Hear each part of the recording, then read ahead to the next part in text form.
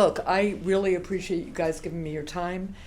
You're all really busy people doing really important things. And I thought maybe first things first, we'll do a round of introductions so we all kind of know why we're here, what role we play. And then I really do just want to talk to folks about the moment we're in with ACA enrollment having begun, with the tax cuts that help people afford their ACA premiums not being extended, which obviously is what we're trying to accomplish, what I'm pushing for in Washington right now, along with reopening the government.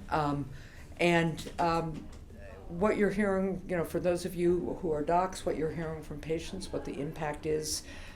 Peter, I'd love to hear, a little bit from you about, as somebody who oversees the outreach to the communities.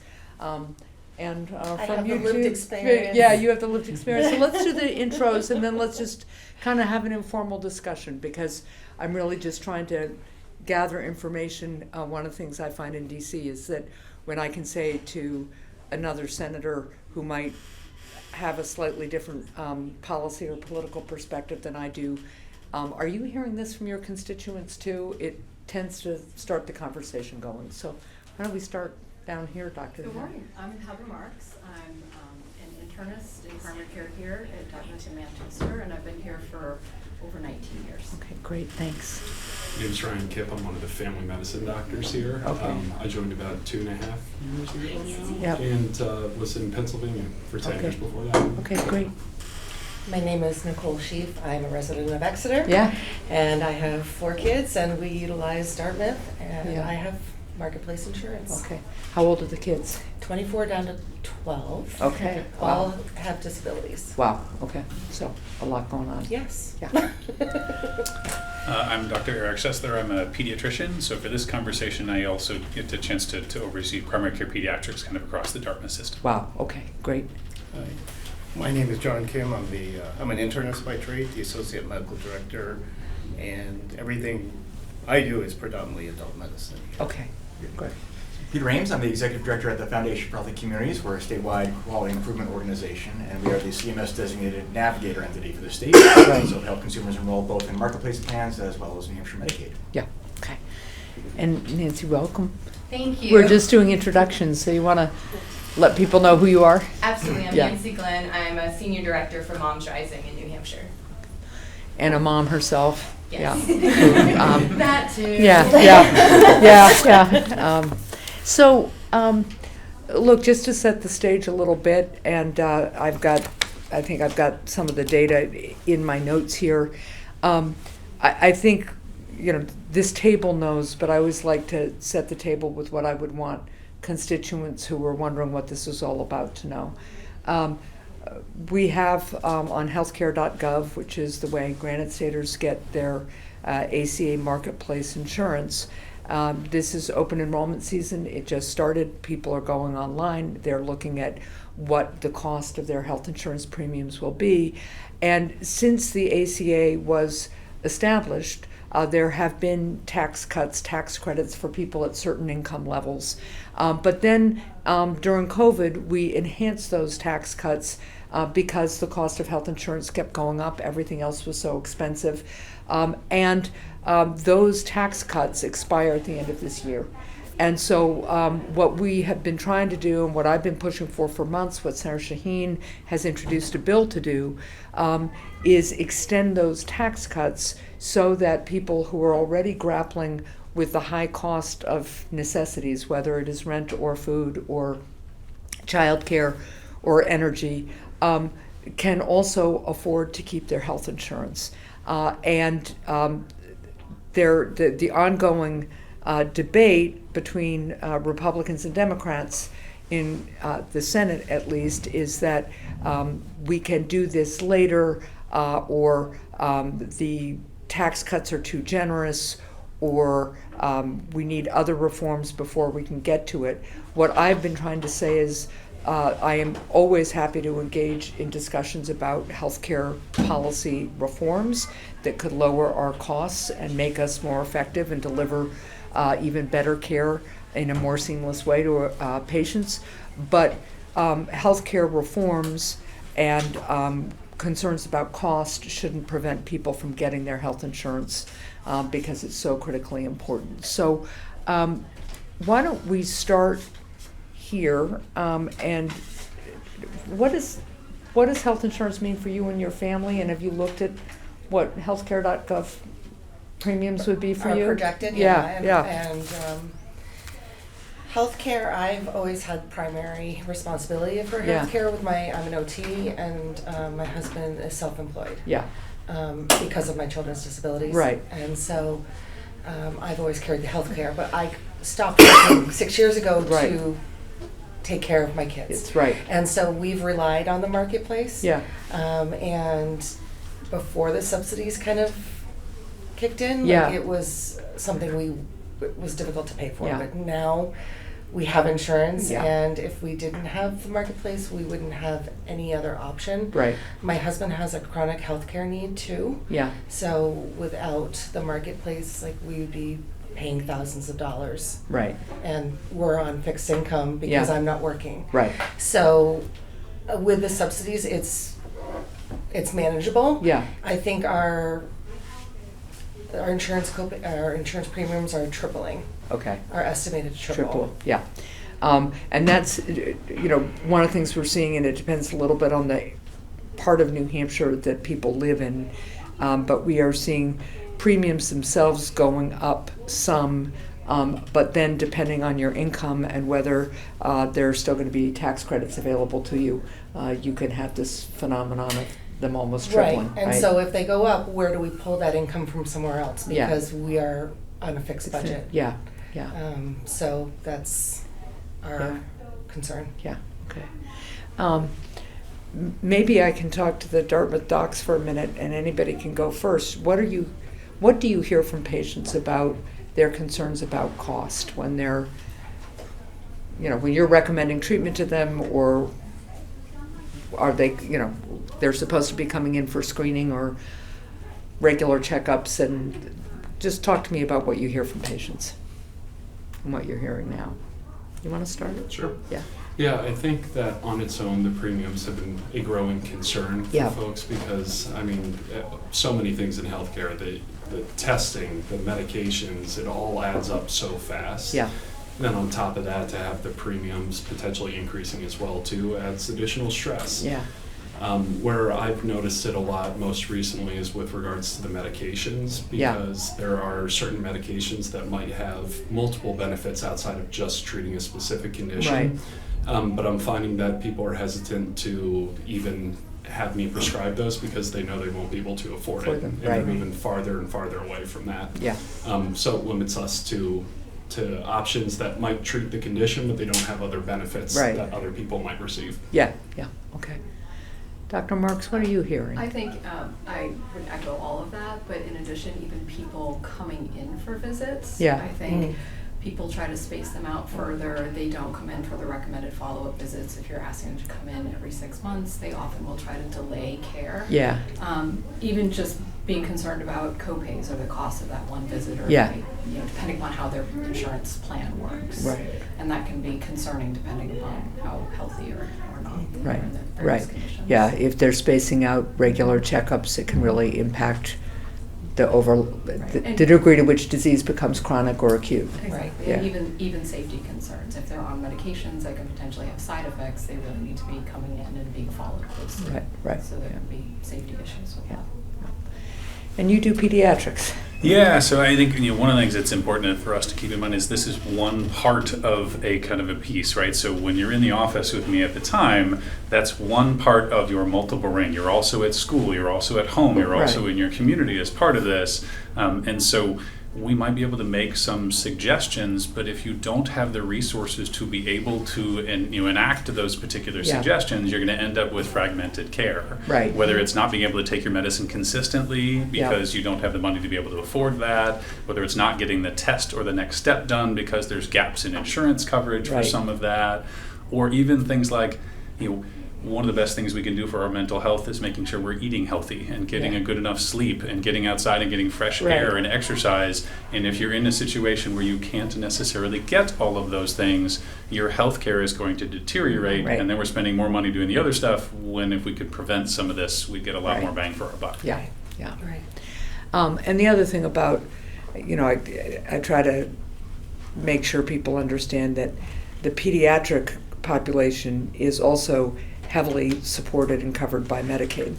And so for pediatric practices, the $1 trillion in cuts to Medicaid that the Republicans enacted earlier this year now added to this, making it harder for people to afford insurance on healthcare.gov, is a double whammy to pediatric practices in particular. It's a whammy to everybody, but what I'm hearing from pediatricians is, how do we sustain a practice if this large segment of coverage for our patients is undermined in this way? Yeah, the answer is you can't without Right. being part of a larger health system. Yeah. So the pediatric practices within Dartmouth as a whole lose money. Yeah. And the Dartmouth system helps subsidize to allow us to keep doing a lot of our specialty Right. services, a lot of our primary care services, things like that.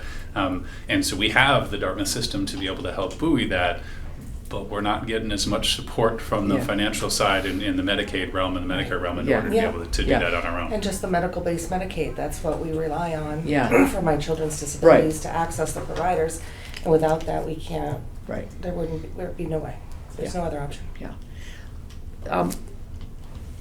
Doctor, anything else you would like to add to what the Well, yeah, physicians have said? I think, so I was kind of thinking about this, and, before I went down this apocalyptic hole, which actually wasn't as apocalyptic as I thought it was, but I guess the bigger question is, so what's the pro of doing this? Right. Is what I want to understand, because I could see a lot of cons for doing it. Yeah. But what is it that's going to make it better if we cut these subsidies? Yeah. Right. You've been asking the question that I have been asking, and privately, a number of my colleagues on the other side of the aisle will say to me, I think we should extend these subsidies. I understand the cost differential, although I'm not sure they truly understood it until November 1st happened, or window shopping happened in some of their states, and people began to see the bills. And as you said, your premiums will about triple. And I think I said, a couple 60 years old earning $85,000 in New Hampshire will see their premiums go up by about $1,000 a month without the extensions of these tax cuts. So you think about a 60-year-old couple earning $85,000 a year in New Hampshire, you think about the cost of housing, food, energy, transportation, and trying to save for retirement, and it's just not a sustainable increase. And so I think a number of my colleagues were thinking that this was being exaggerated. I'll also note that we're seeing overall insurance premiums, even in the private market, going up about 20% nationally. Because, of course, when you anticipate fewer people will have insurance coverage, you know that the base of people paying into the health insurance system is going to narrow, and that means everybody's costs go up to cover the overall care, because people still get sick even if they don't have insurance, right? So, and more importantly, they still need preventive care. I think I have some colleagues who believe that we need to reform the system to lower overall costs, something that there has been good bipartisan work on over the last few years, and there's more work to do. But some of the work we've done there is, begin this negotiation process for pharmaceuticals covered by Medicare, which helps bring the overall cost of drugs down.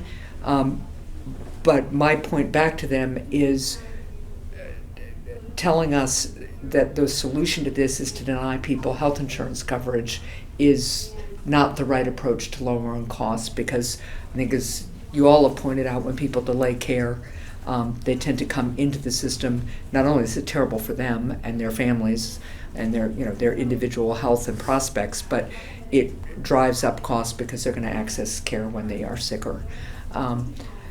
Peter, what are you hearing? Yeah. Yeah, thank you. Thank you for taking the time to sit down Sure. with us this morning. Yeah. It is certainly a timely conversation, but one that we knew has been coming. Yeah. And so, as the Navigator entity, folks reach out to us through our call center, and we did previously have a staff team of 6 Yeah. on the ground, which was Right. cut by Yeah. CMS this year. So we don't have on-the-ground navigators anymore. Right. Um, And just explain what the navigators do. Sure, Yeah. thank you. Yeah, so it's part of the Affordable Care Act. Yeah. ACA Marketplace Navigators were established to help people enroll all the way through the process, and can also enroll folks in Medicaid. We get a lot of folks that are right in the line. We help navigate them to what's best for them. Yeah. And the folks that we work with are those that often have the greatest barriers to accessing health insurance. Last year we had the greatest enrollment in the marketplace in Hampshire of Yeah. all time. Most folks at this point can do it on their own, which Yeah. is a good story to Yeah. tell. Yeah. The folks that reach out with us are ones that have complex cases, more significant family needs, and we walk them through a whole bunch of different plan options for their particular situation. Right. And so we review the plans with them, and we can actually physically enroll them in the plans. Yeah. In their communities. Well, previously in their communities. We had staff embedded in communities around New Hampshire. So we can still do that through our call center, but it is tailored to the individual's situation, about what their needs are. So that's the value that it brings, is that kind of consumer advocacy Right. that the navigators bring in. They don't have a dog in the fight. They're just there for the consumer and finding the right plan option for them, and then logistically walking them through, which, as we all know, can be really hard. Yeah. Medical literacy is the biggest barrier Yeah. for folks. Yeah. What is the deductible versus premium? I mean, that's Yeah. And for- versus copay versus, right. Absolutely. Yeah. Right, Absolutely. co-insurance. and- Yep. yeah. Yeah. Yeah, so we help navigate them through that confusion and get them equipped with insurance. Yeah. So this year, over the last number of months, we've been getting a lot of confusion from the Yeah. field for a number of reasons. The tax credits is one of them. Changes to Medicaid, both at the state and federal level, that roll out over time. Yeah. Folks don't know when that hits. The Columbus case, which has frozen some things to the marketplace Yeah. rules, but not others. Right. So it goes on and on. But right now, with open enrollment, the biggest question is, what do I do? Yeah. And we've been hesitant to give like a confirmed advice. Right. Because we do not know. Now that the plan options are out, we are in a position to help folks walk through the best plan. But there's still a hesitancy Right. to enroll because are things going to change? Right. And one thing I did want to mention is that hesitancy is well placed. When the enhanced premium tax credits came out the first time, folks had to re-enroll Right. in order to get the benefit, or wait until they file their taxes. So Right. that is something that has come up, is like, do I wait? Do I go now? Right. So the confusion has been the biggest issue that we've heard from folks in the field. Right. And how long does the open enrollment period last? It will go through January 15th That's right, of this okay. year. It looks like next year it's going to be a shortened Yeah. window, but this year it is through January 15th. Yeah. That was part of, I think, what they called the big beautiful bill that they passed in July, was to narrow next year's open enrollment, which is, part of what that bill did was just make it harder for people to stay on top of how to get health care. Well, and I think on that point, you've hit it Yeah. on the head. And this goes to Medicaid as well. Yeah. A lot of the reductions in Medicaid are not straight up eligibility changes. It's the burden of paperwork Work. and bureaucracy Yeah. that people are going to need to do to stay enrolled. And Right. it's not their eligibility, it's their ability to navigate paperwork, Yeah. which again is why navigation services are so critical. Yeah. Yeah, and I'm a medical provider, and I still struggle with applying, like knowing course. and trying Sure. to figure out which plan is better and which one would be better for my son, who may need ER visits more often, Right. versus anything else. So, Yeah. thank you, because I Look- still struggle. Of course. Members of Congress get their health insurance on the marketplace too, unless they're getting it through another family member, and I find it confusing. Yes. I mean, I sit there kind of going, I don't know, Yeah. right? You have so all these compare options. Yeah. Nancy, what are you hearing from other moms? So it's interesting because this morning we actually had another mom that was supposed to come here. Yeah. Unfortunately, her 2 sons both have respiratory infections Right. right now, which kind of ties into a little bit of how important it is for parents, especially, to be able to access healthcare. right. All right. We all know that moms tend to put themselves on the back burner in every situation. Yeah. All right, and at least having access to healthcare through the ACA marketplace helps them to at least know that they don't have to put themselves on the back burner every single time. it's also another thing that's interesting is this last year we just passed Momnibus 2.0, our maternal health care policy in the state, which is phenomenal, which would extend Medicaid benefits up to a year postpartum. But what happens after that year? Yeah. All right, moms still need to have health care coverage. Right. And it's not as though as if families are in a better financial situation right now. Yeah. We are seeing everyone, all of my members that I'm working with, it doesn't matter which side of the aisle you are on, everyone is struggling. Yeah. Whether it's the cost of groceries, utility costs, and honestly, a lot of the folks that I've even been talking to that utilize the ACA, they're almost afraid to look. Yeah. And that's a barrier all on its own. Right. And I feel like that's another tactic that, I feel as though as if some members of Congress are looking to pull that lever on, because if rising costs are everywhere and families are already struggling and they're already worried about how they're going to pay their next electric bill, or heaven forbid, if they're crying every time the propane guy comes in to come fill up their propane tank, then, at least having, access to the health insurance plan is going to help them a little bit. Yeah. But they're afraid to even look. Right. So Yeah. that's one of the biggest pieces that I've been seeing a lot with some of our members too. And even some of the moms that I know that are currently on the ACA looking at triple the cost right now, that need important surgeries, and they're unable to get their surgery. They're terrified they're not going to be able to get their surgery by the end of the year. Yeah. And, I have one mom particularly who has a bleeding disorder right now that she's trying to work through, and she needs a surgery to be able to help. And she doesn't think she's going to be able to get it. And her response to me was, it's cheaper to treat anemia than it is to actually solve the problem and bankrupt my family. Yeah. But those are real stories that are happening right here in New Hampshire with moms. Yeah. And so thank you for that clarity. And as I think about, people hoping to schedule needed procedures or surgery before the end of the year when they've got insurance coverage, for the medical professionals in the room, talk to us about what happens in terms of overall acuity and cost if people do put that off. So I think we saw this during COVID when people were not keeping up with whatever they needed to do and coming in sicker, and that was people that, they're people that had health care. Yeah. So I think there's this large trickle-down effect where you come in later sicker and not have insurance, that cost gets translated to the health systems, and it just kind of goes downhill from there. Yeah. So it does play a big role and a big impact to be seen sicker later, and if you're uninsured, that tendency would probably play itself out over and over again. Yeah. So that's one of our biggest concerns, and how to deal with the patients at a sicker place. Yeah. Less time than you ever had. Yeah. So. Less time, more emergency room visits. And that's, a number of people have said to me, but I can always just wait till I'm really sick and go to the emergency room, and then I'll get the care, which is true, because one, we're human beings and we don't let people go without care when they are in acute health distress. But the reality is that care is more expensive, and the ripple effects of waiting that long. And then two things happen. If people don't have insurance, they will get a bill from the hospital that could, in many cases, bankrupt them. Or if it goes unpaid, it means that the rest of the healthcare system has to somehow pick up that cost, and that means it gets passed down, I think, to the rest of us.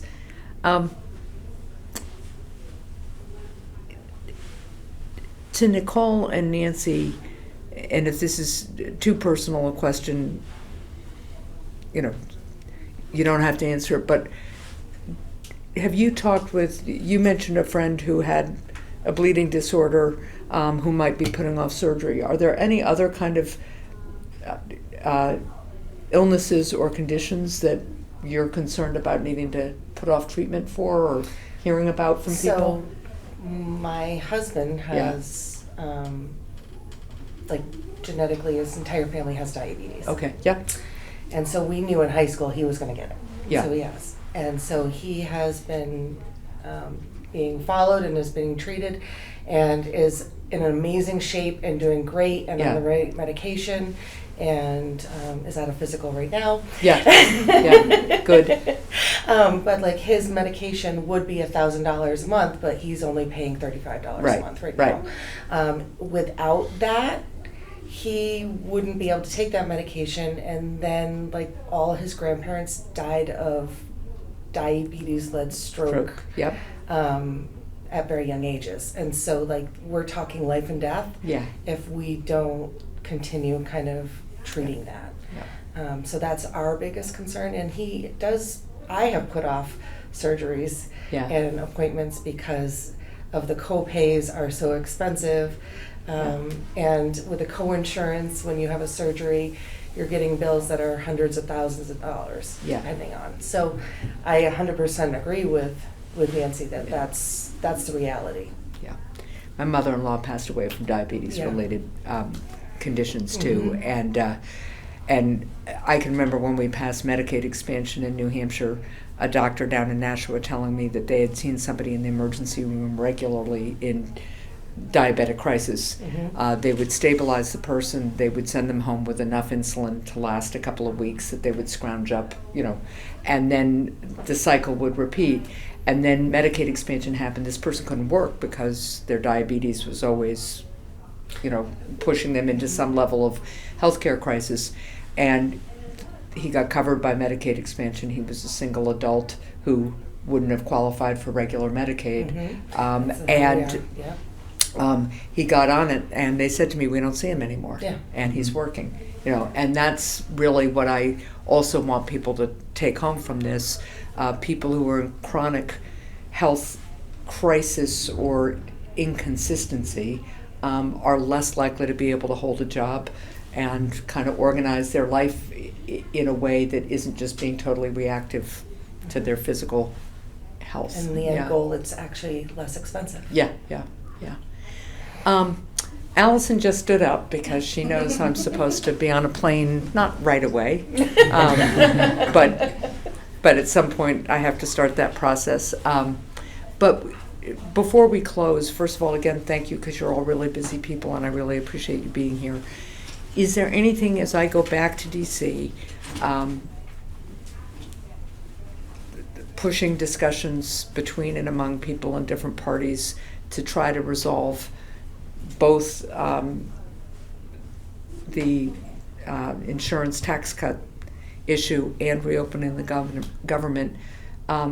Talk to me if there's anything we haven't talked about that you want people in Congress, in the White House, to be thinking about or to know. If you don't mind, I'm going to add one just with regards to kids and the support for SNAP and WIC being something that isn't currently available. We're having to figure out how do we buy formula to give to families who will not have formula to give to their babies if they're need that and required. More food bags in our family support resources around the state that people can go to get.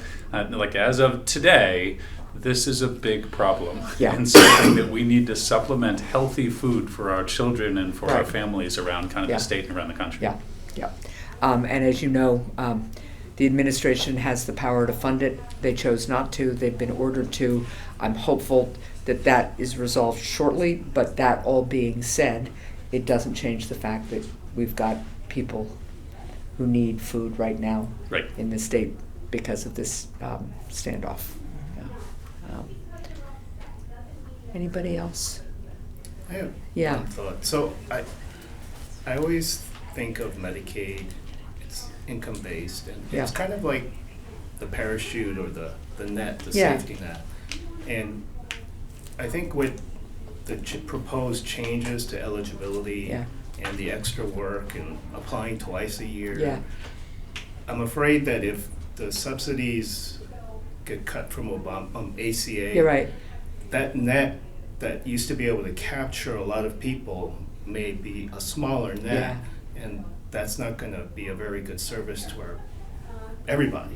So we need to make it bigger. It's well said, and that's what I think part of the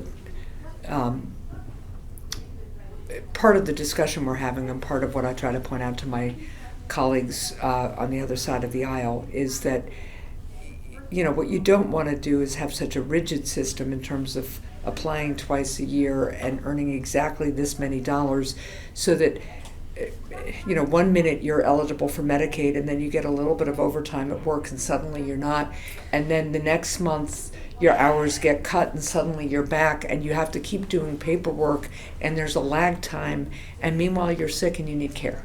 And so this needs to be usable and efficient, and that's also one of the ways we could lower costs.